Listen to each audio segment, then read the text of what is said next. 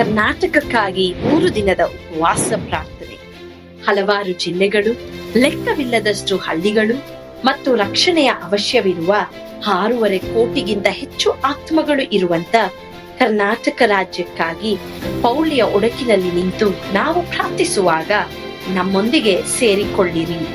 31 ಜಿಲ್ಲೆಗಳು, 224 ಕ್ಷೇತ್ರಗಳು ಒಳಗೊಂಡಂತ ಕರ್ನಾಟಕ ಕಲಾಚಾರ, ಪಾರಂಪರ್ಯ ಮತ್ತು ಅವಕಾಶಗಳು ಇರುವಂತ ನೆಲ. ಆದರೆ ನಮ್ಮ ವಿಜ್ಞಾಪನೆ, ಪ್ರಾರ್ಥನೆ ಅವಶ್ಯವಿರುವ ನೆಲ. ಎಸೆಕಿಯೇಲ 22:30 ದೇವರ ವಾಕ್ಯವು ಹೇಳುವ ಪ್ರಕಾರ, ಪೌಳಿಯ ಹುಡುಕಿನಲ್ಲಿ ನಿಲ್ಲುವಂತ ಒಬ್ಬನನ್ನು ನಾನು ಹುಡುಕಿದೆನು. ಈ ದಿನ ಆ ಕರೆಗೆ ನಾವು ಕಿವಿಗೊಟ್ಟಿದ್ದೇವೆ. ಏಪ್ರಿಲ್ 14, 15, 16ರಂದು ಹೃದಯಪೂರ್ವಕ ಪ್ರಾರ್ಥನೆಗಳು, ಆರಾಧನೆಗಳು, ದೇವರ ವಾಕ್ಯದಲ್ಲಿ ಬೇರೂರಿರುವ ಬಲವಾದ ದೇವರ ಸಂದೇಶಗಳ ಮೂಲಕ ಯೇಸುವಿನ ಪ್ರೀತಿಯಿಂದ ಕರ್ನಾಟಕ ಬದಲಾಗುವುದನ್ನು ಕಾಣೋಣ. ಹೆಚ್ಚಿನ ಮಾಹಿತಿಗಾಗಿ ಸಂಪರ್ಕಿಸಿ 9686444722, 9742088223, 9686236323. ಸ್ಥಳ Victory Children Home, Sasalu, Doddaballapur taluk, Bengaluru ಗ್ರಾಮಾಂತರ.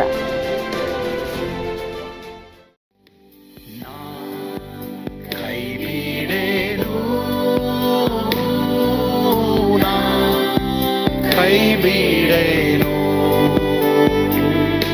ಆ ಮಾತು ಹೇಳಿದ ನನ್ನ ತಾ ಹೇಳಿದ ನಲ್ಲವೇ ನಾ ಕೈಬಿಡೇನು ನಾ ಕೈಬಿಡೇನು ಆ ಮಾತು ಹೇಳಿದ ನನ್ನ ತಾ ಹೇಳಿದ ನಲ್ಲವೇ. ಯೇಸು ಕೈಬಿಡನು ದೈನಂದಿನ ಸತ್ಯವೇದ ಅಧ್ಯಯನಕ್ಕೆ ನಿಮ್ಮೆಲ್ಲರನ್ನು ಆಹ್ವಾನಿಸುತ್ತೇನೆ. ಇಂದು ನಾವು ಲಿವ್ಯಾತನನ ಆತ್ಮದ ಕುರಿತು 2ನೇದಾಗಿ ನಾವು ಕಲಿಯೋದಕ್ಕೆ ಹೋಗ್ತೀವಿ. ಅದಕ್ಕೆ ಆಧಾರವಾಗಿ ತೆಗೆದುಕೊಂಡಿರುವಂತಹ ವೇದ ಭಾಗ, ಸತ್ಯವೇದ ಭಾಗ ಫಿಲಿಪಿಯ 4, 6, 7. ಯಾವ ಸಂಬಂಧವಾಗಿಯೂ ಚಿಂತೆ ಮಾಡದೆ ಸರ್ವ ವಿಷಯದಲ್ಲಿ ದೇವರ ಮುಂದೆ ಕೃತಜ್ಞತಾ ಸ್ತುತಿಯನ್ನು, ಪ್ರಾರ್ಥನೆ, ವಿಜ್ಞಾಪನೆಗಳನ್ನು ಮಾಡುತ್ತಾ ನಿಮಗೆ ಬೇಕಾದದ್ದನ್ನು ತಿಳಿಯಪಡಿಸಿರಿ. ಆಗ ಎಲ್ಲಾ ಗ್ರಹಿಕೆಯನ್ನು ಮೀರುವ ದೇವಶಾಂತಿಯು ನಿಮ್ಮ ಹೃದಯಗಳನ್ನು, ಯೋಚನೆಗಳನ್ನು ಕ್ರಿಸ್ತ ಯೇಸುವಿನಲ್ಲಿ ಕಾಯುವುದು. ಇನ್ನೊಂದು ವಾಕ್ಯ ನಾನು ಓದ್ತೀನಿ, ಇದಕ್ಕೆ ಸಂಬಂಧಪಟ್ಟಂತ 2ನೇ ಪಾಯಿಂಟ್ ಇದು. ಲಿವ್ಯಾತನ ಆತ್ಮ ಒಬ್ಬ ಮನುಷ್ಯನಲ್ಲಿದ್ರೆ ಏನ್ ಮಾಡುತ್ತೆ? ಇಬ್ರಿಯ 5:7. ಕ್ರಿಸ್ತನು ತಾನು ಭೂಲೋಕದಲ್ಲಿ ಇದ್ದಾಗ ಮರಣಕ್ಕೆ ತಪ್ಪಿಸಿ ಕಾಪಾಡ ಶಕ್ತನಾಗಿರುವ ಆತನಿಗೆ ಬಲವಾಗಿ ಕೂಗುತ್ತಾ, ಕಣ್ಣೀರು ಸುರಿಸುತ್ತಾ, ಪ್ರಾರ್ಥನೆ, ವಿಜ್ಞಾಪನೆಗಳನ್ನು ಸಮರ್ಪಿಸಿ ದೇವರ ಮೇಲಣ ಭಯಭಕ್ತಿಯ ನಿಮಿತ್ತ ಕೇಳಲ್ಪಟ್ಟನು. ಹೀಗೆ ಆತನು ಮಗನಾಗಿದ್ದರೂ ಅನುಭವಿಸಿದ ಬಾಧೆಗಳಿಂದಲೇ ವಿಧೇಯತೆಯನ್ನು ಕಲಿತುಕೊಂಡನು. ಲಿವ್ಯಾತನ ಆತ್ಮ ಒಬ್ಬ ಮನುಷ್ಯನಲ್ಲಿದ್ರೆ ಅವನ ಚಿಂತೆಗೆ ಕೊನೆ ಇರಲ್ಲ. ಅದಕ್ಕೆ ನಾವು ಫಿಲಿಪಿಯ 4, 6, 7ರಲ್ಲಿ ಓದಿದ್ವಲ್ಲ, ಚಿಂತೆ ಸೈತಾನನಿಗೆ ಸಂತೆ ಅಂತ ಒಂದು ಗಾದೆನೇ ಇದೆ. ಚಿಂತೆ ನಾವು ಮಾಡಿ ಒಂದು ಮೊಳ ಉದ್ದ ಬೆಳೆಯುವುದು ಯಾರಿಂದ ಆದಿತ್ತು? ನನ್ಗೆ ಗೊತ್ತಿಲ್ಲ ಯಾವುದ್ರ ಬಗ್ಗೆ ಇವತ್ತು ಸಹೋದರಿಯೇ ಈ ಸಂದೇಶ ಕೇಳಿಸ್ಕೊಳ್ತಾ ಇರುವಂತ ವ್ಯಕ್ತಿಯೇ ಅಥವಾ ದೇವರ ಮಗನೇ, ಮಗಳೇ ಚಿಂತೆ ಮಾಡ್ತಾ ಇದೆಯಾ? ಅದ್ರ ಬಗ್ಗೆ ಚಿಂತೆ ಮಾಡಬೇಡ. ನಾನು ಏನು ಮಾಡೋಕ್ಕಾಗಲ್ಲ. You can't do anything. ಸರಿ, ಒಂದು ಕೆಲಸ ಮಾಡ್ರಿ, ಪ್ರಾರ್ಥನೆ ವಿಜ್ಞಾಪನೆಗಳಿಗೆ ಮುಂಚಿತವಾಗಿ ಕೃತಜ್ಞತಾ ಸ್ತುತಿಯೊಡನೆ ಪ್ರಾರ್ಥನೆ ವಿಜ್ಞಾಪನೆಗಳು ಮಾಡಿ ನಿಮ್ಗೆ ಏನು ಬೇಕೋ ಅದನ್ನು ದೇವ್ರಿಗೆ ತಿಳಿಯಪಡಿಸ್ರಿ.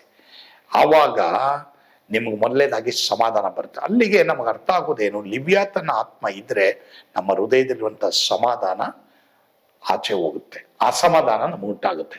ಅಸಮಾಧಾನ ವ್ಯಕ್ತಿ ಯಾವತ್ತೂ ಮತ್ತೊಬ್ಬರನ್ನ ಅಸಮಾಧಾನ ಪಡಿಸ್ತಾನೆ. ನಿಮ್ಮ ಮನೇಲಿ ಯಾರಾದರೂ ಅಸಮಾಧಾನ ವ್ಯಕ್ತಿ ಇದ್ರೆ ಅವರು ಯಾವಾಗಲೂ ಒಂದು ವೇಳೆ ಗಲಾಟೆ ಮಾಡ್ತಾ ಇದ್ರೆ ಅವ್ರಿಗೆ ಅಸಮಾಧಾನ ಇದೆ ಅಂತ ಅರ್ಥ. ಅವ್ರಿಗೆ ಸಮಾಧಾನ ಇಷ್ಟ ಇಲ್ಲ. ಸಮಾಧಾನ ಇರೋರ್ನು ಅವ್ರು ಏನ್ ಮಾಡ್ತಾರೆ? ಅಸಮಾಧಾನ ಓಡಿಸ್ತಾರೆ. ಸೊ ಲಿವ್ಯಾತನನ ಆತ್ಮ ಏನ್ ಮಾಡುತ್ತೆ? ಚಿಂತೆಗೆ ನಮ್ಮನ್ನು ಒಳಪಡಿಸಿ ನಮ್ಮಲ್ಲಿರುವಂತಹ ಸಮಾಧಾನವನ್ನು ತೆಗೆದು ನಮಗೆ ಅಸಮಾಧಾನವನ್ನು ಕೊಡುತ್ತೆ. ಅದಕ್ಕೆ ರೆಮಿಡಿ ಏನು? ಬಹಳ ಸಿಂಪಲ್. ನಿಮಗೇನು ಬೇಕೋ ಅದನ್ನು ದೇವರಿಗೆ ತಿಳಿಯಪಡಿಸ್ಬಿಟ್ಟು ಸ್ತೋತ್ರ ಮಾಡ್ರಿ. ಸರಿನಾ? ಸರಿ, ಯಾರೇ ನನ್ಗೆ ಗೊತ್ತಿಲ್ಲ ಯಾವುದ್ರ ಬಗ್ಗೆ ಚಿಂತೆಯಲ್ಲಿದ್ರು, ಓದೋದ್ರ ಬಗ್ಗೆನಾ, ನಿಮ್ಮ ಬಿಸ್ನೆಸ್ ಬಗ್ಗೆನಾ, ಸೇವೆ ಬಗ್ಗೆನಾ, ಫೈನಾನ್ಸ್ ಬಗ್ಗೆನಾ, ಅಥವಾ ನಿಮ್ಮ ಆರೋಗ್ಯದ ಬಗ್ಗೆನಾ, I don't know what all. But ದಯವಿಟ್ಟು ಅದ್ರ ಬಗ್ಗೆ ಚಿಂತೆ ಮಾಡಬೇಡಿ. ಇವತ್ತು ಏನೇ ಇರಲಿ, ನಿಮ್ಮ ಚಿಂತಾಭಾರವನ್ನ ಕರ್ತನ ಮೇಲೆ ಹಾಕ್ರಿ, ಆತ ನಿಮಗಾಗಿ ಚಿಂತಿಸುವ ನಿಮ್ಮದಾಗಿ ದೇವರ ವಾಕ್ಯದಲ್ಲಿ ಬರೆದಿದೆ ಪ್ರಿಯರೇ. ಹೀಗಾಗಿ ಕರ್ತನ್ ನೋಡ್ಕೊಳ್ತಾರೆ, ಅವ್ರಿಗೆಲ್ಲವನ್ನ ಒಪ್ಪಿಸ್ಕೊಡಿ.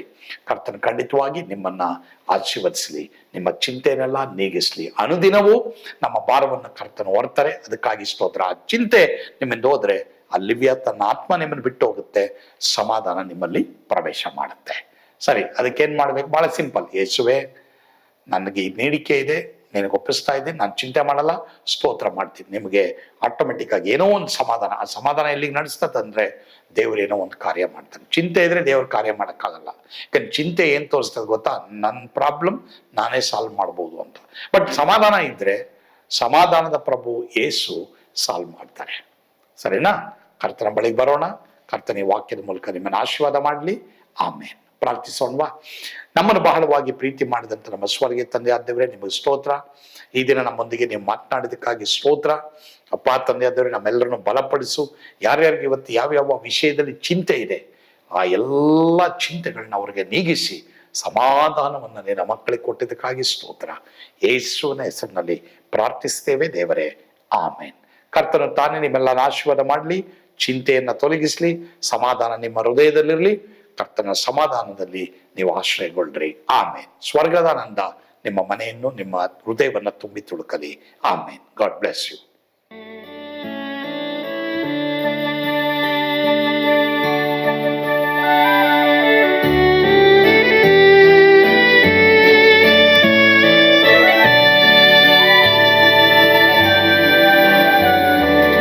ಓ ಎಂತ ಅದ್ಭುತವಾದ ದಿನ, ನಾನೆಂದಿಗೂ ಮರೆಯೇನು.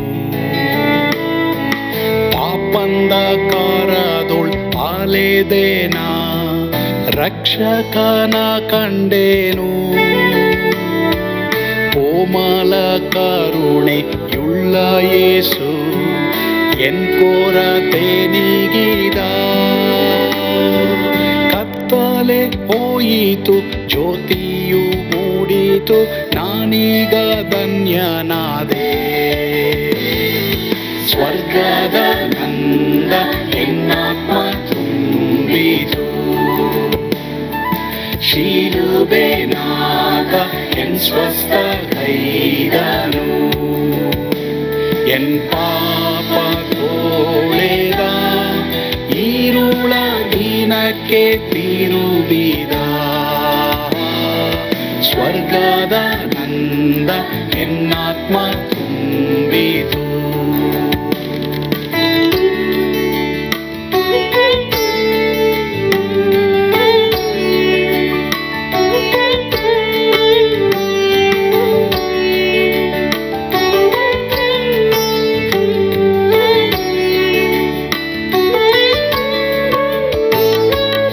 ಆತ್ಮನ ನೂತನ ಜನ್ಮದಿಂದ ದೇವಪುತ್ರನಾದೇನು.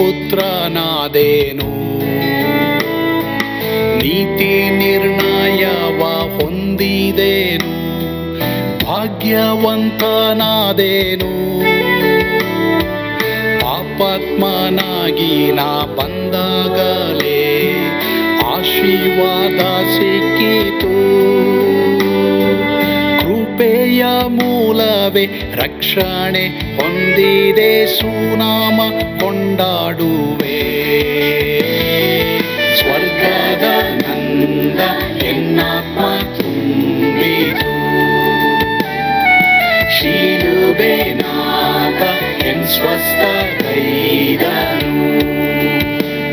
ಎನ್ ಪಾಪ ತೋಳೆದ, ಈರುಳ ದಿನಕ್ಕೆ ತಿರುಗಿದ. ಸ್ವರ್ಗದ ನಂದ ಎನ್ನಾತ್ಮ ತುಂಬಿತು.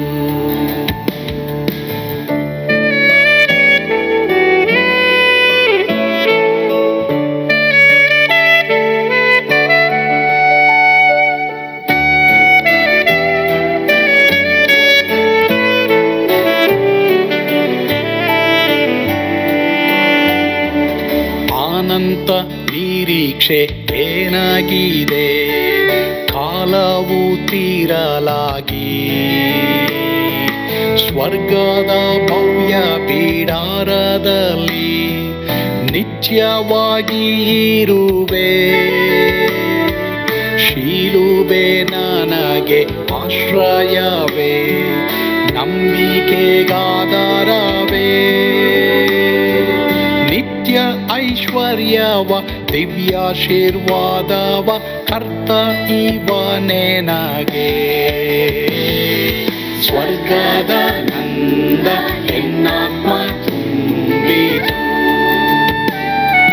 ಶಿಲುಬೆ ನಾಗ ಎನ್ ಸ್ವಸ್ಥ ಕೈದನು.